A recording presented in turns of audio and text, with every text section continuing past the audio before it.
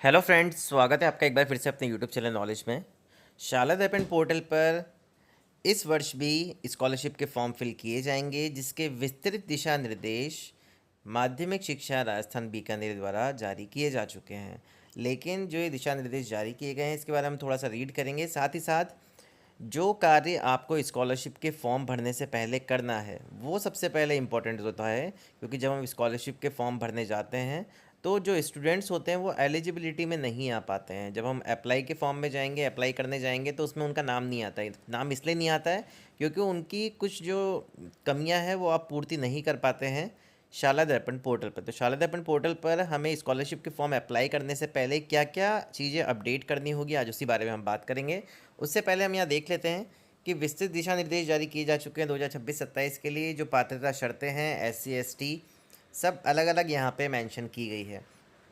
जैसे विद्यार्थी SC ST का होना चाहिए, मान्यता प्राप्त निजी विद्यालय में कक्षा 6 से 8 के रूप में नियमित विद्यार्थी के रूप में अध्ययन हो, राजकीय या राजकीय में।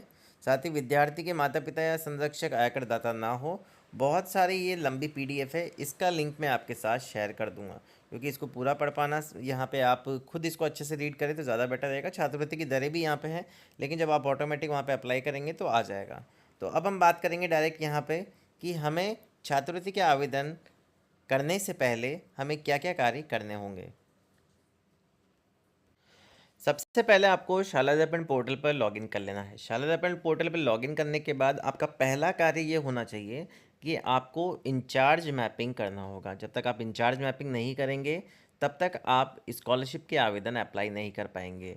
जो भी विद्यालय में जिसको भी आप इंचार्ज बनाना चाहते हैं उसकी मैपिंग आपको यहाँ पे शाला दर्पण पोर्टल पर करनी होगी। तो हम सबसे पहले चलेंगे कार्मिक टैब में। कार्मिक टैब में जाने के बाद हमारे पास ऑप्शन आता है कार्य प्रभारी की मैपिंग करें, इस पर क्लिक करेंगे। अब हमें यहाँ कुछ ऑप्शंस मिलते हैं सेलेक्ट रोल। तो सेलेक्ट रोल में आपको कौन कौन से ऑप्शंस मिल रहे हैं? Pre matric incharge and post matric incharge. अगर आपने पहले से इंचार्ज बनाए हुए हैं और किसी को चेंज करना चाहते हैं तो वहाँ डीएक्टिव का एक ऑप्शन मिलेगा, आपको डीएक्टिवेट करके वापस से इनको एक्टिवेट कर सकते हैं, जिसको भी आप चार्ज देना चाहते हैं।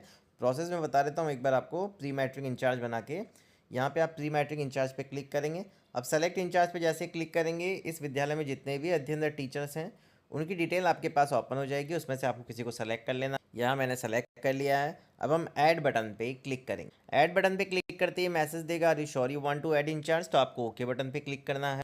ओके बटन पे क्लिक करते ही आप देखेंगे इंचार्ज ऐड सक्सेसफुली हो जाएगा। अब इसको आप स्क्रॉल डाउन करेंगे तो आप देखेंगे प्री मैट्रिक इंचार्ज के रूप में हमने जो इंचार्ज बनाया हुआ है उसके सामने अब डीएक्टिव का बटन आ गया है। डीएक्टिव का बटन इसलिए आया है क्योंकि जिसको आप इंचार्ज बनाएंगे उसी के सामने डीएक्टिव का बटन आपको यहाँ पे शो होगा। अब मान लीजिए आप किसी अलग पर्सन को यहाँ पे किसी टीचर को इंचार्ज बनाना चाहते हैं तो सिंपल यहाँ से डीएक्टिव कर दीजिए। डीएक्टिव बटन पे क्लिक करके वापस से रोल सेलेक्ट करना है, टीचर सेलेक्ट करना है, तो उनके सामने इंचार्ज की मैपिंग हो जाएगी। तो पहली बात तो ये हो गई कि हमें स्कॉलरशिप का कार्य स्टार्ट करने से पहले ही सबसे पहला कार्य होना चाहिए इंचार्ज मैपिंग, क्योंकि उसी की शाला दर्पण की स्टाफ आईडी पासवर्ड से SDBSP पोर्टल पर स्कॉलरशिप के फॉर्म ऑनलाइन भरे जाएंगे। और साथ ही साथ अभी तक आप चैनल पे नए हैं और आपने चैनल को सब्सक्राइब नहीं किया है तो वो कर लीजिए सबसे पहले। अब हम वापस से चलेंगे ऊपर स्क्रॉल करते हुए। स्क्रॉल करने के बाद यहाँ पे हम विद्यार्थी टैब पे क्लिक करेंगे। विद्यार्थी टैब पे क्लिक करने के बाद अब हमारे पास ऑप्शन आएगा फॉर्मेट 5 का, विद्यार्थी विवरण संशोधन प्रपत्र 5। इस पर क्लिक करेंगे। इस पर जैसे ही क्लिक करेंगे आपको सेशन सेलेक्ट करना है। अब सेशन 2026-27 आ जाएगा। क्लास जिस भी क्लास की आप यहाँ पे चेक करना चाहते हैं, मान लीजिए हम सपोज थर्ड क्लास ही ले लेते हैं, सेक्शन ले लेंगे एंड शो बटन पे क्लिक करें। शो बटन पे क्लिक करने के बाद इस क्लास में जितने भी अध्ययनरत विद्यार्थी हैं उनका डेटा हमारे सामने ओपन हो जाएगा। इसको थोड़ा सा स्क्रॉल डाउन करेंगे। अब स्क्रॉल डाउन करने के बाद हम इनकी डिटेल देखेंगे। अब आपके पास जो इनकी डिटेल है वो यहाँ पे एकदम सही होनी चाहिए। अब मान लीजिए किसी कास्ट कैटेगरी SC है, वो ST हो गया, ST SC, तो वो आपको इसको चेंज कर लेना है। यहाँ पे एक्शन का बटन दिया हुआ है। एक्शन बटन पे क्लिक करके मैं एक बार आपको बता देता हूँ। जैसे आप एक्शन बटन पे क्लिक करते हैं तो यहाँ पे अभी बहुत सारी डिटेल्स ऐसी हैं जिसमें आप चेंजेस कर सकते हैं। तो आप यहीं पे ही अगर मान लीजिए स्पेलिंग मिस्टेक है, फादर नेम में मिस्टेक है, मदर नेम या SC ST category date of birth जिसमें भी मिस्टेक है वो आप आपके अकॉर्डिंग एक बार देख लीजिए। अगर आपको लगता है कोई चेंजेस है तो वो कर लीजिए। एंड यहाँ से मान लीजिए आपने पहले उसका जनाधार ऑथेंटिकेशन किया हुआ है, आधार ऑथेंटिकेशन किया हुआ है और यहाँ पे नाम चेंज नहीं हो रहा है, तो क्लास टीचर जो भी मैपिंग किया हुआ है, कक्षा अध्यापक मैपिंग जिसकी की हुई है, वो अपनी स्टाफ विंडो आईडी से भी उस बच्चे की रिक्वेस्ट यहाँ पे भेज सकता है और मेन शाला दर्पण पोर्टल से उसको अप्रूव कर सकते हैं। इससे रिलेटेड वीडियो पहले बने हुए हैं तो आप देख सकते हैं और सभी को ये आता है। तो यहाँ पे हमारी बात हो गई कि हमें फॉर्मेट 5 सभी बच्चों का कंप्लीट रखना है और एकदम सही होना चाहिए। मोबाइल नंबर भी होने चाहिए, डीओ भी होनी चाहिए, कास्ट कैटेगरी सेम होनी चाहिए। अब इसको थोड़ा सा स्क्रॉल करेंगे वापस से विद्यार्थी टैब पे क्लिक करेंगे एंड विद्यार्थी विवरण प्रविष्टि प्रपत्र 9 पे क्लिक करेंगे, क्योंकि फॉर्मेट 5 और फॉर्मेट 9 जब बच्चों का कंप्लीट होगा तभी बच्चे एलिजिबिलिटी में वहाँ पे शो होंगे, उनके सामने राइट का टिक मिलेगा, अदरवाइज़ आपको नहीं मिलेगा।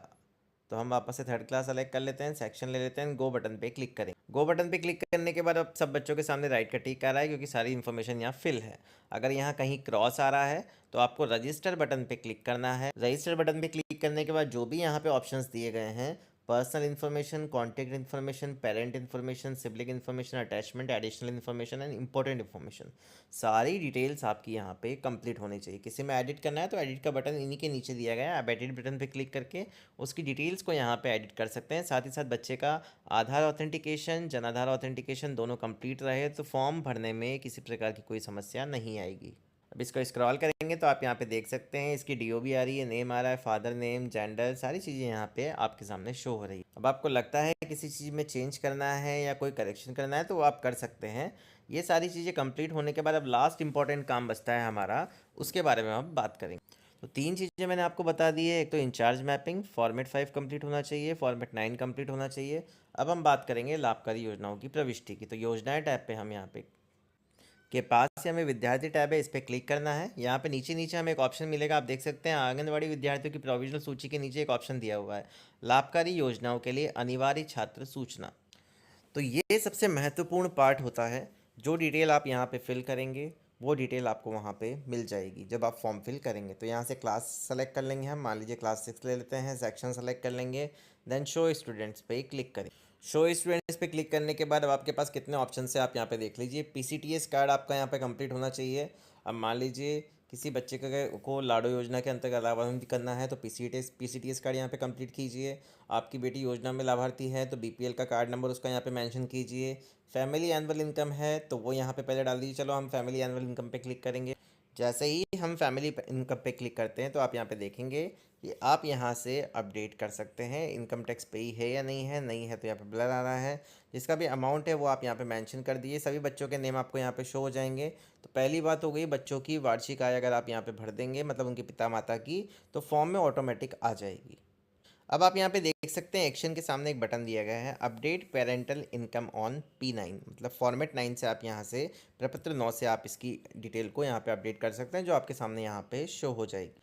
अब मान लीजिए कोई अनक्लीन स्कॉलरशिप है, अस्वच्छकार छात्रवृत्ति है, तो इस वाले ऑप्शन पे हम क्लिक करेंगे अनक्लीन पे और स्क्रॉल करेंगे। स्क्रॉल करने के बाद यहाँ पे क्लीनिंग ऑक्यूपेशन आपको मिलता है। मान लीजिए कोई बच्चे हैं वो इस तरह का काम करते हैं, उनके माता पिता या वो, तो आपको यहाँ पे हाथ से मैला ढोने का, टेनिस फ्लेयर्स, कचरा बीनने का, जोखिम के कार्यों में लगे होने का, अगर उनके माता पिता ये कार्य करते हैं तो उनको ये स्कॉलरशिप दी जाती है, अस्वच्छकार छात्रवृत्ति जिसको बोलते हैं अनक्लीन।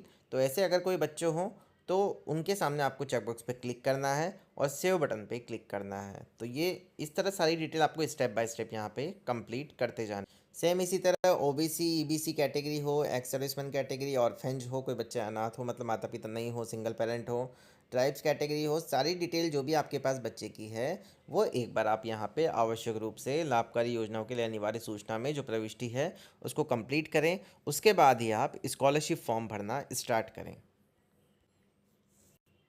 साथ ही साथ ओटीआर जिन बच्चों का पिछले साल नहीं किया था, वो रह गए थे स्कॉलरशिप से वंचित, तो इस साल उनका ओटीआर कर सकते हैं और ओटीआर करने के बाद उनको स्कॉलरशिप का पेमेंट हो सकता है, जो भी पिछली बार गाइडलाइन जारी की गई थी उसके अकॉर्डिंग। तो ये पूरी प्रोसेस है कि आपके स्कॉलरशिप के फॉर्म ऑनलाइन भरने से पहले 2026-27 के लिए आपको क्या क्या कार्य विद्यालय स्तर पर कंप्लीट करने हैं। तो ये पूरी प्रोसेस है। अगर आपको वीडियो पसंद आया हो तो प्लीज़ चैनल को सबसे पहले सब्सक्राइब करें, वीडियो को लाइक और शेयर करना ना भूलें। Thank you so much.